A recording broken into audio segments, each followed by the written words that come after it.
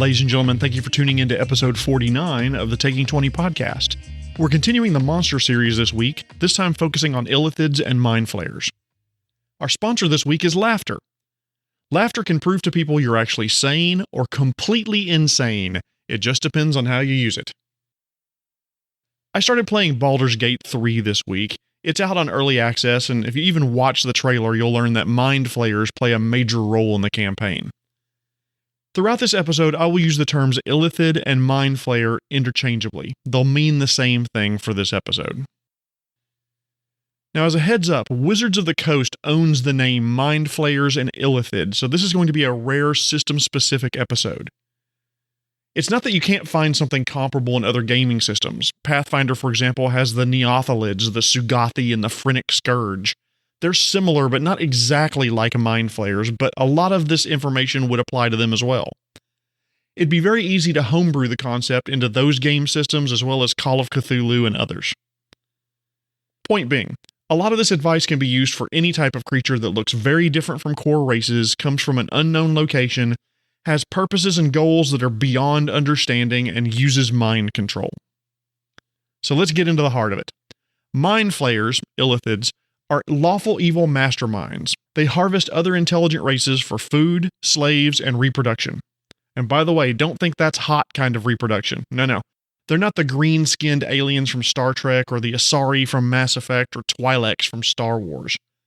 They are humanoid-like, with 2 arms and 2 legs, but are monstrous in appearance and aberrant with their heads looking like some sort of octopus and a lamprey-like mouth in the middle. Illithids are emotionless and believe they are superior to all other races and ancestries. They have foreign minds and inscrutable plans and priorities. In short, they are alien and very different from all the other races. Why they do things, the plans they have, where they're from, and their ultimate goals are completely foreign to us. We know that Illithids are aggressive, but they cannot be prodded or provoked into acting rashly or stupidly.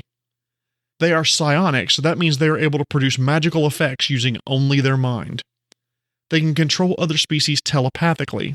These other controlled creatures, by the way, are called thralls, and Illithids will keep them like cattle. More on thralls in a little bit. So not only can they control other creatures, they are telepathic. They have a hive mind and a collective consciousness. Most mind flayers belong to a colony with a massive brain-like being called an elder brain. Now, when I say elder brain, that's not some bestowed title. Elder brains are the final stage of the life cycle of an illithid. They are huge brains with tentacles that live in a salty pool in the center of mind flayer colonies. Most illithids, when they die, want to become part of this elder brain, so their brain will be extracted, brought to the elder brain, and consumed with all of the lessons that this illithid has learned, becoming part of the elder brain's mind. So elder brains actually consist of the consciousness of multiple mind flayers that it has absorbed over time. For that reason, elder brains are terrifyingly powerful psionics. They, like the rest of the illithid, are physically weak but mentally formidable. The elder brain directs the mind flayers to accomplish its goals and make any inscrutable plans it has come to fruition. All mind flayers within 5 miles can communicate with the elder brain telepathically. Not all mind flayers are connected to a colony, though. Some strike out on their own to form new colonies, or because they've been exiled by the existing colony. These solo mind flayers would be even more dependent on their thralls and would likely be more of an ambush predator than anything else. Now, what do illithids eat? In short, brains, but they're not zombies. They have to eat brains in order to survive. About 1 brain per month is what they prefer, but they can go as long as 3 to 4 months without consuming a brain. Gradually, they'll lose psychic abilities and can even starve to death if they don't eat often enough. Most of the time, they kill their victims by grappling them while they're helpless and forcibly extracting their brain by gnawing through their skull. Anybody else have a headache right now? Brain eating is a euphoric experience for mind flayers as they absorb the victim's memories and even aspects of their personalities and fears. They eat brains or occasionally harvest them for experiments and purposes that only they understand. As mentioned earlier, most mind flayers live as part of a large collection of mind flayers around an elder brain called a colony. These colonies are not known to welcome outsiders.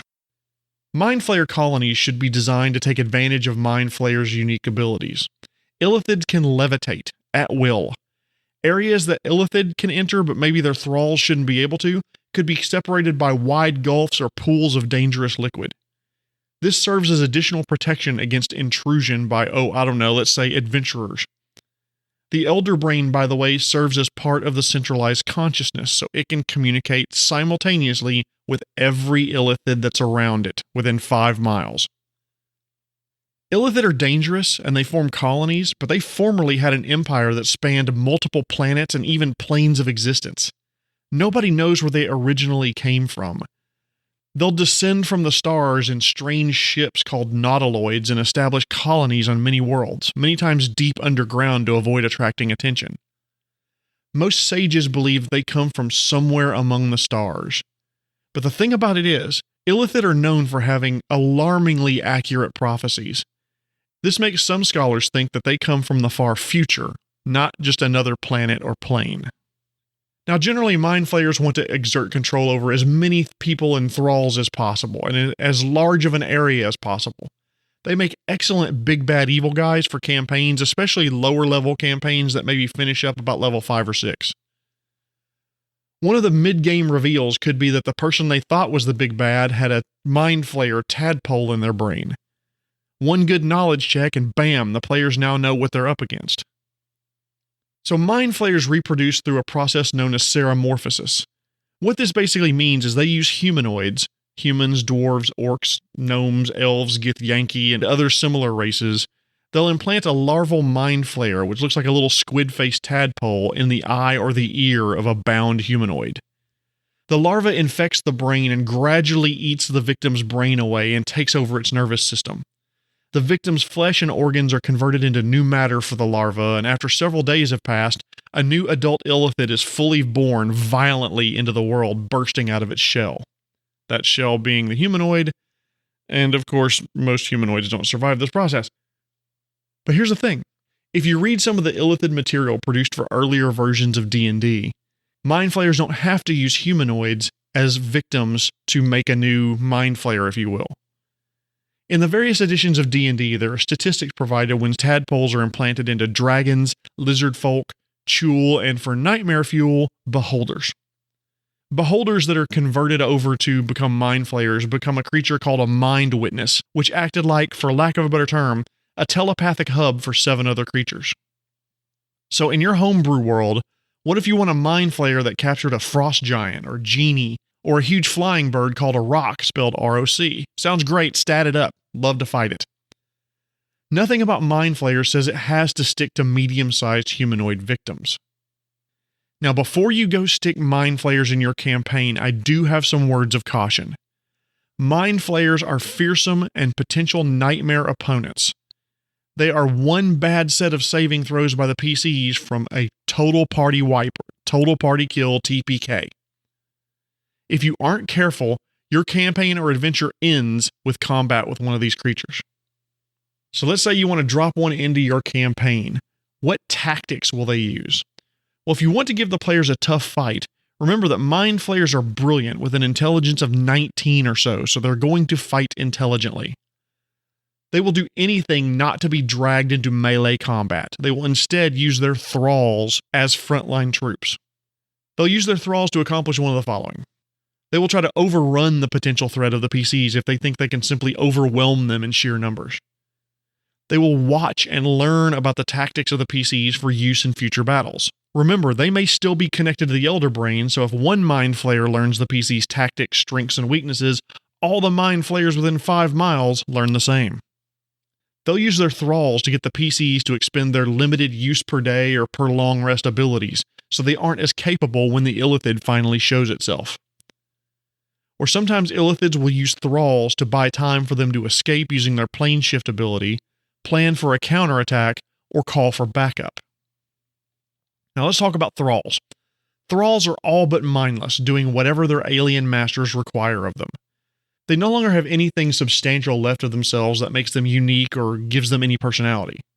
Maybe they remember fragments, like their mother's waiting for them at home, or their son will come and save them because he's a big, strong fighter, or maybe that they were trying to get famous.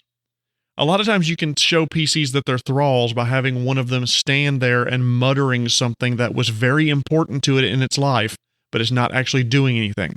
It's just watching an area saying, my son will save me, my son will save me, my son will save me, over and over and over again. Illithids can use telepathy with any creature within 120 feet, even if they don't share a language. So they can communicate with their thralls within 120 feet at will.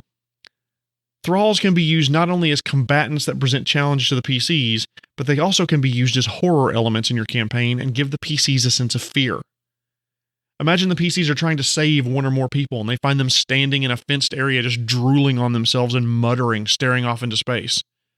They try to shake them out of it, and then the thralls don't even see the PCs. Eventually the thralls look at the PCs, and soon the other thralls all turn on them and the Mind Flayer shows up very soon afterwards. So thralls can be various types and sizes. Yes, they can be elves and dwarves and humans and the like, but as we mentioned earlier, they can be other types of creatures as well. Mind Flayers live underground, so try pulling in things like ogres and lamia, driders, minotaurs, yuan-ti, and other monstrous opponents as protectors of their masters. Makes them even more fearsome, makes them even more difficult to kill. If they are pulled into combat, Illithid should use their Mind Blast to devastating effect. This ability is a 60-foot cone, which is a massive area of a battlefield. So the Illithid could use it to pick off players who split from the party. It could use it to stun large numbers of the party so their thralls can kill or capture them. Or if it's feeding time, use the ability to stun the opponent, grapple with them, and then extract their brains. If you want to learn more about Illithids, there's a lot of additional reading that you can go find. Illithid by Bruce Cordell is a terrifying look in the life and times of the Illithid race. There's also a great article by Clifford Horowitz in Dragon Magazine number 313 called Brain Power. The D&D Beyond website has some great information about Illithids, and so does Volo's Guide to Monsters, so I highly encourage you to pick those up and give it a read if you're interested. Mind Flayers are wonderfully evil and alien creatures that can really freak your players out. They're unlike any other races on Krynn, Exandria, the Sword Coast, or your homebrew world. They are both masterminds and puppet masters. They can be solo big bads for lower level campaigns, or if you need a tougher challenge for your PCs, they can be connected to a colony a few miles into the Underdark, where an Elder Brain sits, collecting information and plotting against the PCs and the evil, evil world above. Shorter episode this week as well. Thank you all so much for listening. As a reminder, our sponsor this week was Laughter. Remember, your PCs can't spell slaughter without laughter. This has been the Taking 20 Podcast, episode 49, a brief set of information about Illithid and Mind Flayers, part of the Monster series. My name is Jeremy Shelley, and I hope that your next game is your best game.